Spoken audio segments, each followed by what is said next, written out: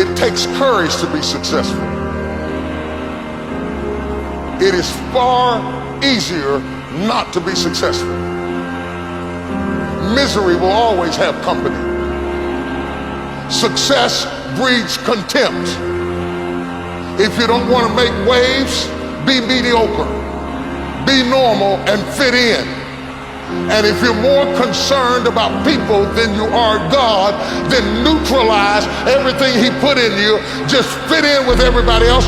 Dress like them, walk like them, act like them, eat like them, go where they go, think like they think, do what they do. And once you've neutralized your uniqueness, you don't need courage. It takes courage to be different. It takes courage to go where you've never gone before. For some of you, it took courage to come to this conference. It takes courage to be successful. It takes courage to win. People don't talk about people that don't win. If you win, they're going to talk about you. Do you have the courage to stand there though the storms keep raging and the people get to talking and you stand there and say, I've come too far to turn around? Do you have the courage?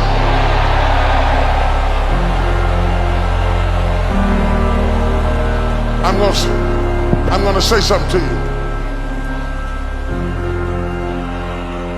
It takes courage to be exceptional. It takes courage to be wise.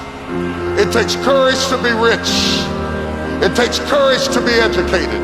It takes courage to be knowledgeable. It takes courage.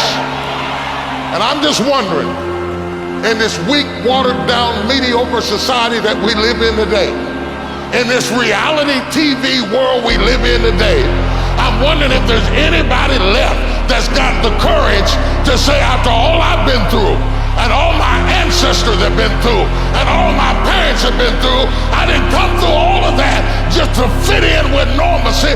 I have the courage to go after my dream. Is there